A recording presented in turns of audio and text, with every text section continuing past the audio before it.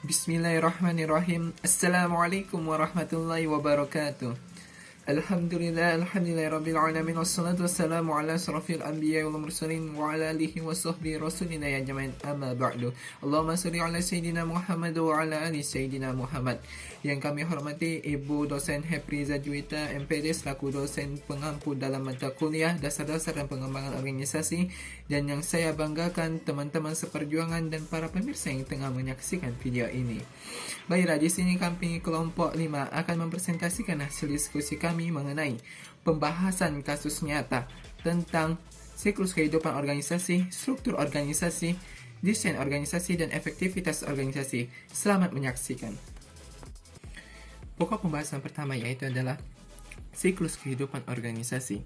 Sebelum kita masuki kasus nyatanya, kita harus mengetahui apa itu sih siklus kehidupan organisasi. Siklus kehidupan organisasi adalah tahapan-tahapan ataupun proses-proses yang dialami oleh organisasi dalam kondisi apapun. Dan siklus ini memiliki 3 tahapan. Yang pertama, tahapan kelahiran. Yang kedua adalah tahapan pertumbuhan. Dan yang ketiga adalah tahapan kemunduran. Kasus nyata yang akan saya ambil adalah organisasi OSIS. Kenapa saya mengambil OSIS? Dikarenakan kita sudah melaluinya dari masa SD, SMP, dan SMA. Dan tahapan kelahiran OSIS itu dimulai pada waktu kita mempunyai ide ataupun gagasan yang ingin diwujudkan di dalam organisasi OSIS. Dan kita juga mencari kemampuan kita di dalam OSIS. Supaya apa? Supaya kita dapat menjalankan visi dan misi maupun program yang tengah dilaksanakan oleh sekolah maupun organisasi OSIS. Dengan cara apa? Dengan cara memasuki pengurus OSIS dan aktif di dalam organisasi tersebut. 2. Tahapan pertumbuhan. Pada tahapan pertumbuhan ini, organisasi OSIS secara selektif memilih peluang bidang ataupun program untuk digarap ataupun dikerjakan. Supaya apa? Supaya menetapkan kembali visi dan misi serta program yang telah disusun pada awal. Pada tahapan ini juga, organisasi sudah dikendalikan dengan baik karena prosedur dan sistemnya serta mekanisme pengambilan keputusan oleh struktur pengurus telah tersusun dengan baik dan terprogram. Yang ketiga, tahapan kemunduran. Pada tahapan kemunduran ini, organisasi OSIS selalu muncul permasalahan baik di internal maupun eksternal. Secara internal saja, banyak anggota yang saling tidak bisa bekerja sama dikarenakan apa? Karena kesalahpahaman maupun keegoisan yang mereka miliki. Dan apabila ini terus berlanjut, maka organisasi tersebut akan memiliki kubu-kubu yang saling bermusuhan. Diakibatkan oleh apa? Karena struktur organisasinya tidak efektif dan efisien dalam menjaga anggotanya. Sehingga banyak nanti anggotanya yang tidak betah dan keluar dari organisasi tersebut. Sekian dari siklus kehidupan organisasi. Selanjutnya yaitu adalah struktur organisasi yang akan dijelaskan oleh Hatrima. Bismillahirrahmanirrahim. Baiklah, terima kasih kepada saudara Rifki yang telah mempersilahkan saya. Di sini saya akan menjelaskan struktur organisasi OSIS beserta dengan tugasnya. Di dalam struktur organisasi OSIS, yang paling tinggi jabatannya adalah kepala sekolah, di mana tugas kepala sekolah di sini yaitu sebagai penasehat dan penanggung jawab. Dan di bawah kepala sekolah itu ada wakil kepala sekolah, di mana yang bisa membawai OSIS itu adalah wakil kepala sekolah kesiswaan.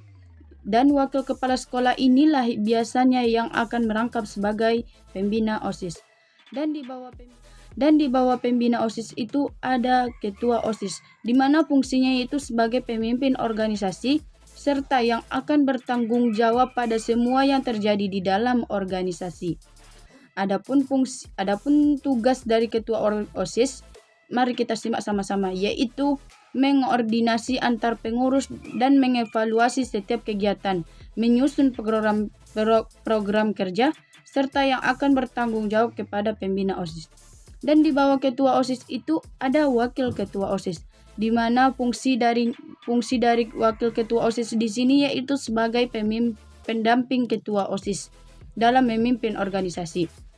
Tugasnya, dia bersama ketua OSIS membantu dalam menjalankan tugas, memberi saran dan masukan kepada ketua OSIS, menggantikan ketua OSIS jika dia berhalangan, bersama dengan setiap ketua seksi untuk mengordinasi setiap sekbidnya. Dan di bawah wakil ketua OSIS itu ada sekretaris dan bendahara. Sekretaris dan bendahara ini adalah satu tingkatan, di mana biasanya di beragam sekolah sudah kita lihat bahwa sekretaris dan bendahara itu dibagi, ada yang menjadi dua bagian, sekretaris 1, sekretaris 2, bendahara 1, bendahara 2. Gunanya yaitu supaya lebih mempermudah tugas dari sekretaris maupun bendahara. Sekretaris 1 di sini tugasnya yaitu sebagai memberi saran dan masukan kepada ketua OSIS, mendampingi OSIS dalam setiap rapat, menyiapkan surat serta arsip yang berhubungan dengan agenda kegiatan, menyiapkan agenda evaluasi kegiatan, hasil rapat, laporan, dan surat. Sekretaris 2 yaitu sebagai pendamping sekretaris 1, menggantikan sekretaris 1 jika dia berhalangan. Bersama sekretaris 1 membantu ketua OSIS dalam menyusun program dan melaksanakannya. Bendahara di sini tugasnya yaitu pengatur pengelola OSIS. Bendahara 1 tugasnya yaitu bertanggung jawab dalam mengatur pemasukan dan pengeluaran keuangan, bersama ketua OSIS menyusun anggaran belanja, membuat tanda bukti kwitansi setiap pemasukan, menyampaikan laporan keuangan secara berkala, serta yang akan bertanggung jawab kepada ketua OSIS. Bendahara 2 di sini yaitu sebagai pendamping atau untuk meringankan dari tugas bendahara 1, di mana tugasnya yaitu sebagai menggantikan bendahara 1 jika berhalangan hadir, bersama bendahara 1 membantu ketua OSIS dalam menyusun anggaran organisasi, serta dia yang akan bertanggung jawab kepada bendahara 1. Dan di bawah bendahara 1 dan di bawah bendahara ada ketua seksi bidang, di mana fungsi dari ketua seksi bidang ini yaitu sebagai mengordinasi setiap anggota sekbidnya serta ekstrakurikuler yang bernaung di bawahnya. Adapun rincian dari tugas sekbid yaitu sebagai bertanggung jawab atas bidangnya, melaksanakan program kerja yang sudah disusun, memimpin rapat bidang, serta menetapkan kebijaksanaan bidang dalam mengambil keputusan dari musyawarah mufakat. Baiklah, sekian dari saya yang akan dilanjutkan oleh saudari kita Diana Pratiwi, yaitu menjelaskan tentang desain dan efektivitas organisasi OSIS. Baiklah, terima kasih kepada saudara Rima. Saat ini saya akan menjelaskan tentang desain organisasi dan efektivitas organisasi di OSIS. C. Desain organisasi. Sebenarnya apa sih pengertian dari desain organisasi tersebut? Dari judul kita bisa menyimpulkan ya bahwa desain itu sebenarnya adalah kerangka, gambaran bentuk dari sebuah organisasi untuk mencapai tujuannya. Tujuan ini bisa saja kita lihat itu dari jangka panjang ataupun jangka pendeknya. Baiklah, saya akan menjelaskan tentang pengertian desain organisasi ini menurut beberapa ahli ya. Yang pertama itu adalah desain organisasi adalah struktur organisasi tertentu sebagai hasil dari berbagai keputusan dan tindakan para manajer. Ini merupakan pengertian dari Ivancevic, Konopasky, dan Matheson. Yang kedua adalah desain organisasi adalah keseluruhan rangkaian elemen struktural dan hubungan di antara elemen-elemen tersebut yang digunakan untuk mengelola organisasi secara total. Griffin 2004. Yang ketiga adalah desain organisasi adalah sebuah proses memilih dan mengelola aspek-aspek struktural dan kultural yang dilakukan oleh para manajer sehingga organisasi mampu mengendalikan kegiatan apa saja yang perlu dilakukan untuk mencapai tujuan bersama. Dari tiga pengertian ini kita bisa menyimpulkan sebenarnya desain organisasi ini adalah langkah awal dari sebuah organisasi untuk merancang kegiatan apa yang akan berlangsung selama beberapa periode atau beberapa waktu. Kalau di dalam OSIS ini kan biasanya OSIS ini kan memiliki rencananya 1 tahun ya. Kalau rencana jangka pendeknya itu seperti apa dan rencana jangka panjangnya itu seperti apa. Nah, dari desain organisasi ini kita bisa menyimpulkan bahwa kalau di dalam OSIS itu kan membutuhkan tujuan atau rencana yang perlu dilakukan. Nah, dengan desain organisasi ini kita bisa memilih seperti apa 1 tahun periode yang akan kita jalankan itu. Lanjut, yaitu proses dalam desain organisasi. Menurut para ahli, yaitu Ivancevich, Konopasky, dan Matheson, dalam desain organisasi ini terdapat 4 proses yang harus dilakukan, yaitu 1. Pembagian kerja. Pembagian kerja adalah proses membagi pekerjaan menjadi jabatan-jabatan spesifik untuk memaksimalkan manfaat spesialisasi.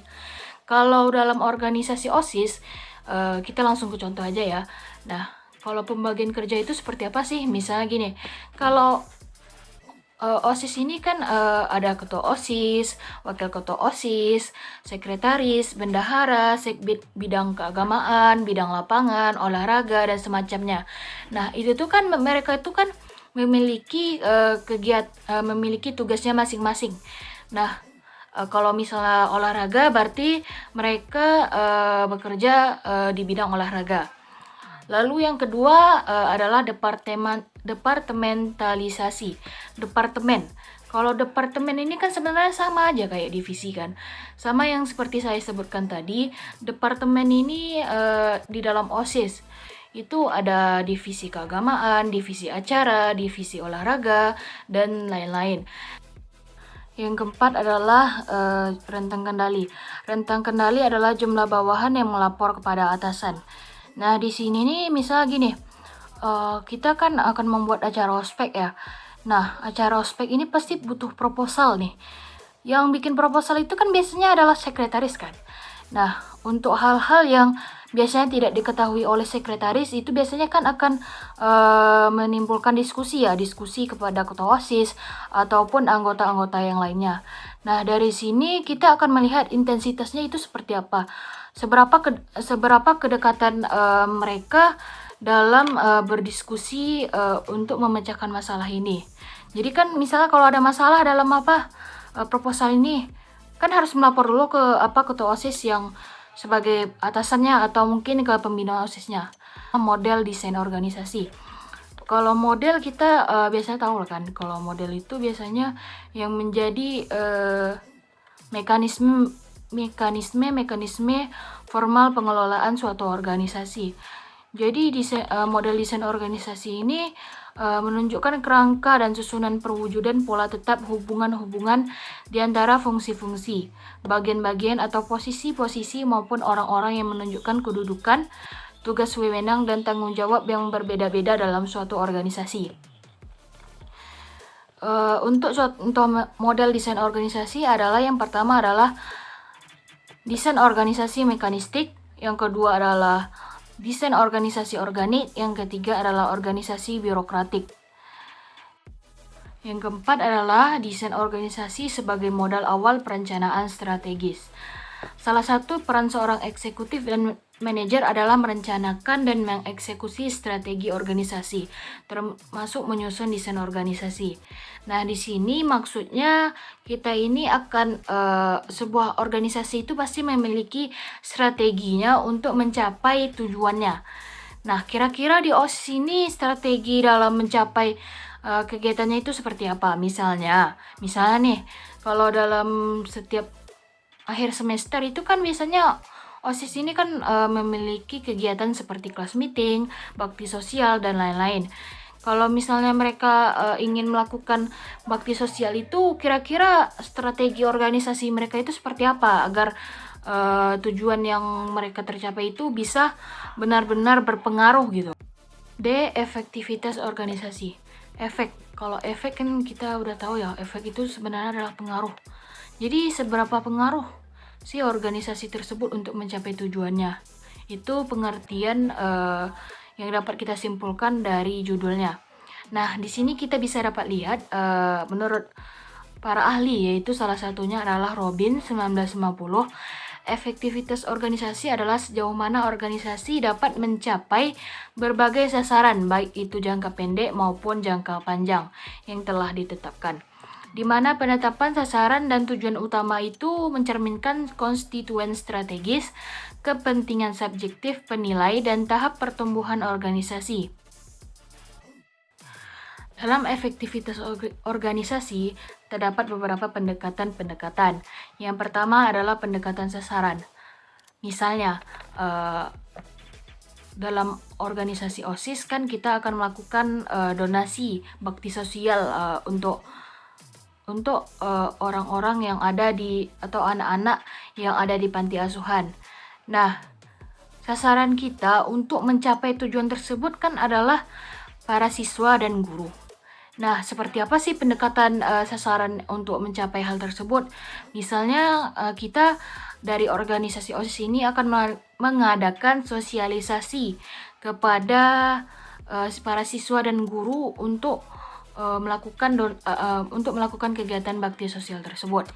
Yang kedua adalah pendekatan proses. Nah, proses ini kan pasti sangat dibutuhkan ya dalam setiap rencana jangka pendek maupun jangka panjang untuk mencapai tujuan bersama. Jadi rencana yang telah dilakukan OSIS itu seperti apa? Yang pertama itu kan tadi sosialisasi. Yang kedua mungkin kita bisa langsung memberikan memberikan manfaat-manfaat apa aja sih terhadap apa yang kita lakukan, yaitu dalam acara donasi tersebut. Yang ketiga adalah pendekatan sumber. Sumber ini biasanya banyak ya, bisa sumber daya alam, bisa sumber daya manusia. Nah, kalau misalnya di dalam organisasi OSIS ini mengadakan class meeting, nah kira-kira misalnya mereka ini membutuhkan bambu untuk sesuatu lah misalnya ya kan, untuk kegiatan class meeting tersebut. Jadi OSIS ini kira-kira bagaimana dia cara mendapatkan bambu tersebut? Apakah mereka beli atau apakah mereka mencari di lingkungan mereka itu apakah ada bambu atau bagaimana seperti itu. Yang keempat adalah pendekatan integratif. Integratif ini sebenarnya adalah menggabungkan beberapa hal menjadi satu. Misalnya dalam OSIS itu misalnya adalah integratif ya. Integratif itu misalnya mengadakan kelas meeting dan juga bakti sosial. Lalu di beberapa pendekatan integratif ini ada 3. Di antaranya yaitu pendekatan konstituensi, yang kedua adalah pendekatan bidang sasaran, dan yang ketiga adalah pendekatan ketergantungan. Sekian dari saya, hanya itu saja. Saya kembalikan kepada moderator. Terima kasih. Sekian dari presentasi kami. Apabila ada kritik dan saran yang membangun, kami akan tampung. Terima kasih atas perhatiannya. Mohon maaf apabila ada kesalahan dan kekurangan. Wabillahi taufiq wal hidayah. Wassalamualaikum warahmatullahi wabarakatuh.